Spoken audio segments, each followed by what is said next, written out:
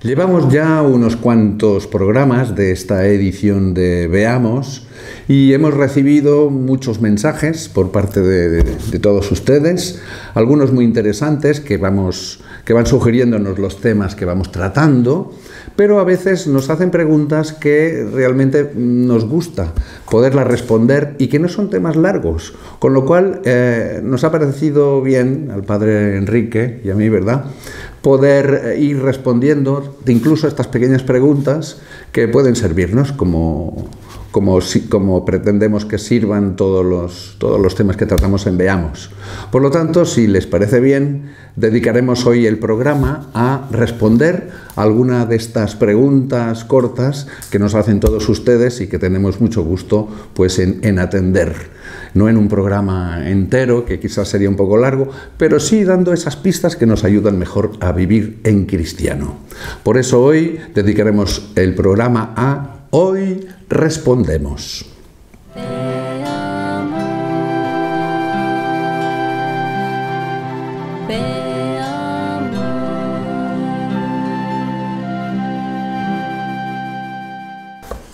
Saludamos, como siempre, con afecto a todos los televidentes que nos veis y que os interesáis por todo lo que compartimos, que no es nada más que lo que ustedes nos proponen. Por eso tenemos el lujo de invitaros a esos estudios de Nazaret TV, que es, como decíamos siempre, desde ahora vuestra casa. Como siempre tenemos entre nosotros al padre Enrique, que hoy vamos a desafiarle un poco preguntando a esas preguntas cortas que también son muy interesantes y que nos ayudan a dar criterio en la vida. Por ejemplo, tenemos un mensaje de Elena Lourdes que pregunta: Padre Enrique, ¿la ignorancia puede ser excusa para evitar el infierno? Dice, si cabe el perdón a los que han muerto ignorando las consecuencias de sus actos. A ver, yo diría que tal como está planteada la pregunta, diría no. Pero hay que matizar. Maticemos, padre. Porque una cosa es decir que de alguna forma pues es excluyente, o sea que tú dices una cosa y no pasa nada, porque como no la sabes no pasa nada. No, el problema en el fondo es cómo actúa la conciencia, cómo uno se salva. De la persona, sí. Cómo uno se salva. La ignorancia, y esto lo explica muy bien Gaudium et Spes, el Concilio Vaticano II, la ignorancia, imaginemos una persona que es ignorante del todo de Cristo. Y pongo un ejemplo que es muy típico, ¿no? Entonces mucha gente me dice, es que, mire, lo importante es que la gente sea fiel a su religión.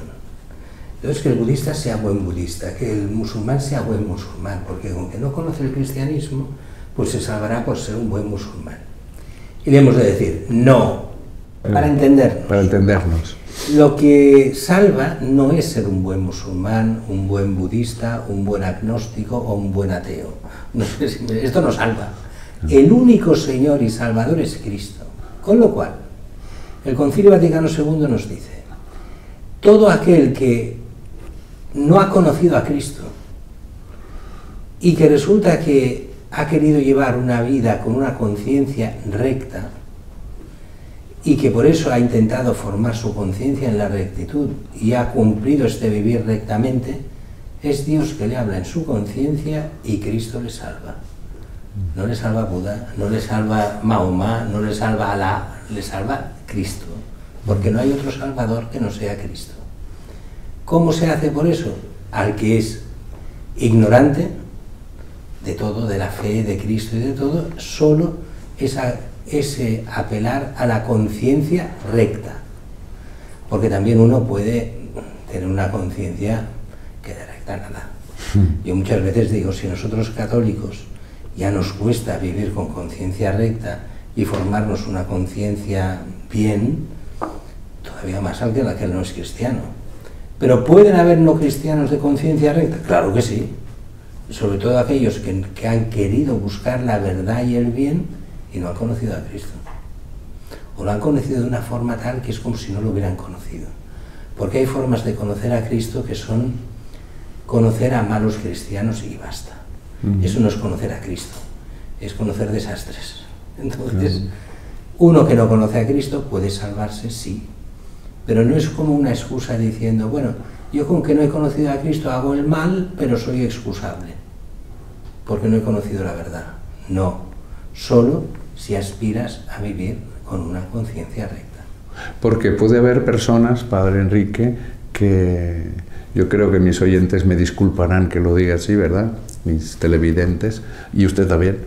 Hay personas que a veces prefieren ser ignorantes para no tener como más problemas, más tener que cambiar de vida. Ahí hay muchas cosas. Voy a poner un ejemplo muy corto.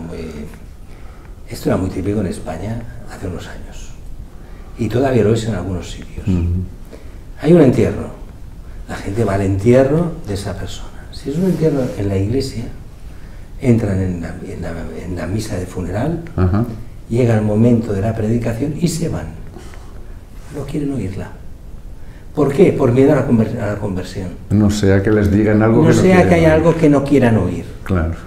Así que esta es gente con conciencia recta. No, esa es la ignorancia que nos salva. Es la ignorancia totalmente vencible, no la invencible. Claro. Esa es ignorancia que lo que hace es que no sirve para nada más que ayudarte a ir por el mal camino. Porque te impide aquel momento que alguien te diría algo que te pueda ayudar, decir, no quiero oírlo. Esto, aunque parece salir de tema, pero es un poco como aquello de que hay dos formas de conocer la verdad. La que es de curiosidad malsana, o sea, para burlarse y reírse de la verdad, o la que es por conocer cosas y que después te puede llevar a la conversión o no. Y Jesús viene a decir, a todos aquellos que quieran oír la verdad, habladles.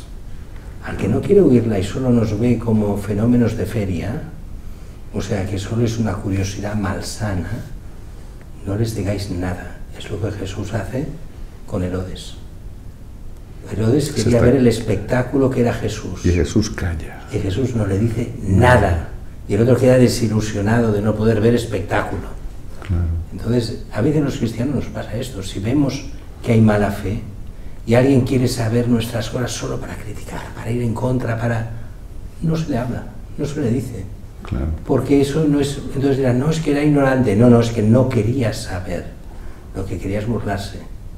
Esos no merecen nada. Eso es la interpretación, Padre, de la parábola de Jesús que dice, no deis perlas a los cerdos. Sí. Bueno, perlas, tú sabes que en griego tiene doble sentido. Es la margarita. Entonces hay traducciones que dicen, no deis margarita a los perlos, a los cerdos. A los cerdos. Porque perla y margarita es la misma palabra. Ahí está. Entonces no deis perlas a los cerdos. Claro. ¿Por qué? Porque las estropearán. Tanto No las flores como las mismas perlas, ¿no? Entonces, claro, no se puede dar... Claro que la iglesia primitiva aquí interpretaba otra cosa. ¿Qué es la perla preciosa, más preciosa de la iglesia? Es la comunión. Es Cristo Eucaristía. No se da a los que no son cristianos. Claro, no. No se da a los que no son de la comunidad, a los que no son de Cristo. Entonces eso se mantiene. Entonces muchos lo interpretaron así. No se le dan los sacramentos a quien no quiere ser cristiano. Todo lo contrario que pasó en una cierta época que le llamamos de sacramentalización, donde todos tenían que ser cristianos, creyesen o no.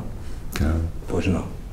El que quiera ser cristiano, adelante. El que no quiera ser cristiano, él mismo se tira las piedras encima. Claro, Dios no nos obliga a salvarnos si no queremos. Nadie. Y luego, Padre, también tenemos otra pregunta de Omar que nos dice, si una persona sufre depresión y esto lo lleva a suicidarse, pregunta Omar diciendo, ¿qué pasa con su alma? Bien, primero hemos de decir, y yo qué sé, ¿en qué sentido lo digo esto? Que al final el único juez es nuestro Señor, ¿eh? Quiero decir, aquí quieren que nosotros pontifiquemos sobre lo que solo Dios es juez. Entonces, salvando esto, diremos cosas. Pero lo primero que hay que decir es que solo Dios conoce el fondo de cada uno para decir exactamente en qué queda todo. Sabemos lo que Dios quiere, y lo que Dios quiere es nuestra vida de santidad y que vayamos al cielo. Claro. Otra cosa es aquel que se ha suicidado por una enfermedad psíquica. Hombre, realmente podemos decir, y esto lo dice el catecismo, que las enfermedades disminuyen también lo que es la gravedad de ciertos pecados. La responsabilidad. La responsabilidad, ¿no? Sí. Porque la responsabilidad de uno que se suicida por depresión realmente es libre en el momento en que se suicida. Podríamos decir también, está demostrado, no en todos los casos, en muchos casos, que hay mucha gente que se suicida que no quiere suicidarse. Hay mucha gente que está desesperada porque ha perdido la atención del marido, de los hijos, de la gente, de los que ama, y hace tentativos de suicidios para que les den afecto.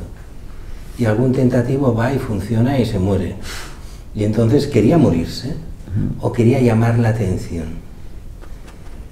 Claro que uno dirá, pero una forma de llamar la atención. Pero claro, son enfermos psíquicos. Quiere decir que no es... ¿Esa persona realmente quiere morir? ¿Realmente está despreciando todo el don que Dios le ha dado de la vida? ¿O es simplemente que está desesperada por 1000 causas? Podemos decir que esta gente desesperada, con vidas a veces atroces, ¿realmente es culpable de lo que está haciendo? De algunas cosas seguramente sí, pero parte de esa culpabilidad es mucho menor que si hablamos fríamente de uno que decide con plena conciencia suicidarse. Muy diferente. Entonces, por eso antiguamente se prohibía a los suicidas que enterrarlos en lugar sagrado, e incluso hacerles funerales, porque era el desprecio a la vida y a un don dado por Dios que es la vida, y era una forma ejemplar para que nadie se suicide. Pero sabemos muy bien que muchos de los que se suicidan, sobre todo si han intentado llevar una vida cristiana, pues ha sido más por la enfermedad y por desesperación y por un momento duro que por otras cosas. Yo no sé si te ha pasado, pero yo recuerdo una vez uno de la catequesis nuestra que se suicidó, se tiró de un 6º piso. Vaya, y se mató, pero tardó 1 hora y media o así en morirse. O sea, y pudo hablar en esa 1 hora y media antes de morir y todo, y se vio que era, y pidió hasta perdón de haberse intentado suicidar y todo. Y quiero decir, mucha gente no sabe lo que hace en ese momento. Realmente cayó del todo, quiso suicidarse. ¿Qué pasó por su cabeza en ese momento? Muy fácil desde fuera decir, no, se suicidó. Cuando ves por dentro lo que pasa en esa persona, Dios lo ve 1000 veces más claro que nosotros. Y entonces cuesta mucho decir, esa persona se condena. Yo no puedo decirlo. Nuestro Señor sabe solo lo que hay en el corazón de cada uno. Y entonces hemos de ver qué es lo que había antes. Claro, si lo que ha habido antes es una negación total del amor de Dios, entonces es muy posible que eso es la condena definitiva. Si esta persona ha querido ser cristiano y buen cristiano y la desesperación al final lo ha llevado al suicidio por 1000 razones que no llegamos a conocer, podemos decir que eso en su caso es un pecado mortal. Objetivamente sí, pero subjetivamente no. Entonces, muy difícil decir que esto lo lleva a la condena eterna, precisamente cuando su vida ha sido intentar salir de todo eso y al final no lo ha logrado. Puede ser un problema psíquico en un momento, pueden ser las mismas medicinas que le hayan dado alguna cosa rara que le ha hecho ¿Quién sabe lo que ha pasado? Nosotros juzgarlo es muy complicado. Claro. Una vez había una anécdota de que explicaban del santo cura de Ars, ¿sí? Que había una señora que quería consultar al santo en confesión, porque él tenía una pena muy grande porque su marido se había suicidado tirándose de un puente al río. Y la respuesta del sacerdote fue muy sencillita. Dijo, entre el puente y el río está la mano misericordiosa de Dios. Y a lo mejor esto es lo que el padre Enrique nos decía. Yo diría, si yo no recuerdo mal, pero ahora hablo muy de memoria y puedo equivocarme muy bien, me parece que también dijo que este hombre había sido, aunque había sido un poco lejano de Dios, pero muy cercano a la Virgen, donde le había pedido varias veces que rezase por él ahora y en la hora de su muerte. Como decimos en el Ave María, sí. Qué bueno. Y entonces que allí había actuado la Virgen, en esa conversión de último momento. Luego también, padre, Gabriel y Graciela de Uruguay son unos buenos lectores de la Biblia y les encanta. Y ellos preguntan, ¿todo esto que cuenta la Biblia, es verdad que son historias reales o cómo tenemos que leer la Biblia? Mira, la Biblia hay que leerla dependiendo de qué partes de la Biblia. Quiero decir, si uno recoge el Nuevo Testamento es real, totalmente. Si coges el Antiguo Testamento, depende. Y es teológicamente real, pero históricamente depende.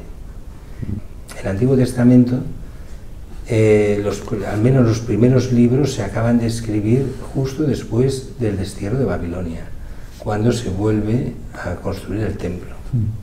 Y allí es la versión definitiva del Pentateuco y de algunos de los libros que se están escribiendo en ese momento. ¿Por qué lo digo eso? Porque, por ejemplo, todo lo que es el libro del Génesis y el Éxodo son libros que teológicamente tienen todo su sentido, pero escritos muchísimo después de que hayan pasado las cosas. Entonces hay unas partes del Antiguo Testamento que son una reelaboración teológica de lo que es la creación, de lo que es el sentido de Dios y el sentido del mundo.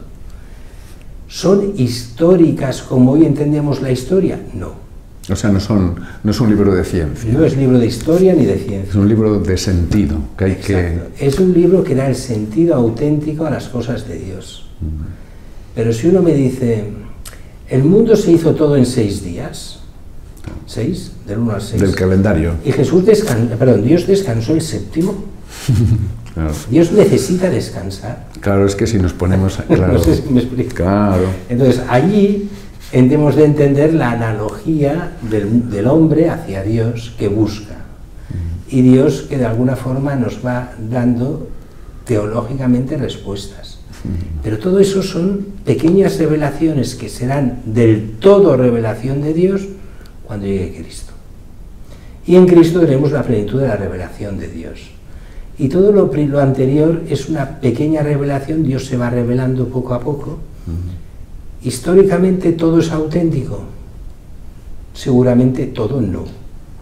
¿Hay muchas cosas de historia auténtica? Sí, claro. Pero hay que ver qué. Pero lo importante es el sentido teológico del pueblo de Dios que está revelándose para llegar a lo fundamental, que es el Salvador, que es Jesucristo.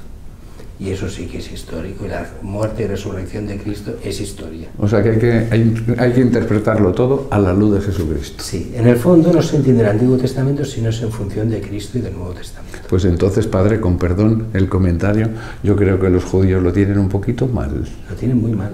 Porque no van a entender. Es que no entienden, ese es el problema. Tienen, lo dice San Pablo, no lo digo yo, tienen un velo, claro, que cuando han sacado a Jesucristo de la ecuación, no entienden y no ven. Claro, ese es el problema. Y han de pedir a Dios que les haga entender al Mesías, conocer a Cristo, y se saca ese velo para entender el Antiguo Testamento. No hace mucho por internet salía un testimonio de un profesor de universidad de Estados Unidos judío que se convirtió al catolicismo. Y entonces un oyente de su conferencia le preguntó, bueno, explíquenos su conversión del judaísmo al cristianismo. Y él respondía diciendo, no, si yo no he dejado de ser judío, soy un judío que cree en Cristo. Cree en el Mesías que ya ha llegado. Con lo cual está cumpliendo el Antiguo Testamento. No ha cambiado, ha llevado a plenitud lo que sabe de su fe. Y una última pregunta, padre Enrique, si me permite, porque Laura, es una cosa quizá un poco personal, pero nos gusta mucho poderlo compartir con ustedes, porque seguro que a algunos nos pasa, ¿no?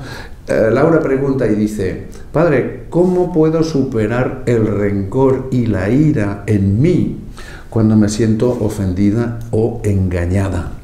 Y ella explica en su mensaje cómo ella busca esos caminos de purificación, de limpieza de corazón, pero dice que no lo acaba de conseguir. Bueno, primero generalizando, no hablando de su caso. Sí, no, claro, por supuesto. Uno de los grandes problemas es no entender que el perdón no es un sentimiento. Igual que el amor no es un sentimiento. No sé si lo he explicado aquí o no alguna vez. Por ejemplo, recuerdo hace muchos años un sacerdote que decía, que se le vino una señora a confesar. Esto era en Italia, no era aquí. Y entonces esta señora tenía un hijo propio y había adoptado un hijo, que no era suyo, pero lo había adoptado como si fuera suyo. Claro. Y entonces se confiesa y le dice al párroco, es que el problema es que quiero más a mi hijo natural que al hijo adoptado. Y tengo miedo de que esto no afecte al hijo adoptado. Ajá. Y le pregunta al cura, a ver, ¿qué diferencias le hace usted al hijo adoptado del hijo natural? Dice, no, si no, lo hago expresamente, lo quiero tanto que le hago diferencias a favor de él, para que no se note nada. Y entonces dice, usted quiere quererlo, a él igual que al otro, ¿no? Pues ya lo quiere. El problema no es el sentimiento, es lo que usted hace, Claro. con que usted lo ama, porque en los actos está haciendo todo lo posible por él, usted lo está amando igual que al otro. ¿Por qué lo decía esto? Porque mucha gente piensa que todo lo que es cristiano es sentimiento. El amor, sentimiento. Entonces, claro, ¿cómo puedo amar a mi enemigo que ha matado a mi padre y a mi madre y a mis hermanos cuando solo me viene un sentimiento de odio? Hombre, claro. Es que el perdón es la renuncia, primero es la renuncia a la venganza y al mal del otro. Y es reconocer que el otro es una persona querida por Dios y que cuando sea necesario, de momento hemos de rezar por el enemigo, como dice el Evangelio, para que poco a poco podamos llegar a quererle el bien que Dios quiere a esa persona. A desearle el bien. A desear el bien de esa persona. Claro. Pero no es que yo en el momento del perdón ya tengo un sentimiento de afabilidad respecto a aquel que me ha matado a toda la familia. No, claro. no lo tengo. Ah, entonces no soy cristiano. No, claro. ¿Me explico? Claro, una cosa es la renuncia al mal y al odio, y lo otro vendrá poco a poco. Pero pensar que si uno no tiene un sentimiento de amor fraterno hacia el que le ha hecho el mal, no es cristiano, es no entenderlo. Eso Jesucristo no lo dijo. No lo está pidiendo. Claro. Es un poco lo mismo que pasa, por ejemplo, con los mártires. Los mártires perdonan a aquellos que los van a matar, pero querrían que no les matasen. Hombre, claro. No es aquello de decir, ¡ay, qué bien que me matáis! Así iré al cielo antes. Claro. Bueno, a lo mejor también lo dicen a veces, pero el problema es, nos vais a matar, el pecado es tan grave que pedimos a Dios por vuestra salvación. Y así ofrecemos nuestra muerte por vosotros. Claro. Y así mueren rezando por los que les van a matar. ¿Eso quiere decir que tienen un afecto inmenso a aquellos que les están matando? No. Quiere decir que han entendido lo que es la cruz de Cristo y dan la vida por la salvación de las almas, como Cristo dio la vida por todos los que pecaron contra Él, que somos nosotros. Hasta aquí el Veamos del día de hoy, que hemos dedicado a Hoy Respondemos, donde hemos respondido algunas de las propuestas, sugerencias y comentarios que nos hacéis a nuestro correo electrónico veamos.nazarettv@gmail.com, que de entrada os agradecemos de todo corazón, y como pueden ver, pues también no es para nosotros un interés y un agradecimiento poder responder a esas preguntas con el Padre Enrique. Por eso no se olviden a menudo de ver nuestra web, Nazaret TV, y a estar todo bien formados y bien informados. Qué bueno, Padre, si acabamos el programa de hoy recibiendo esa bendición de Dios, pidiéndole precisamente esto que nos dice usted, Padre, esa purificación del corazón que nos haga, que nos transmita unos sentimientos parecidos a los del Señor. Y por supuesto los de la Virgen Santísima y San José, ¿verdad que sí? Sí, Señor. Por favor, Padre. El Señor esté con vosotros. Y con tu Espíritu. Os bendiga Dios Todopoderoso, Padre, Hijo y Espíritu Santo. Amén. Glorioso San José. Ruega por nosotros. Ave María Purísima. Sin pecado concebida.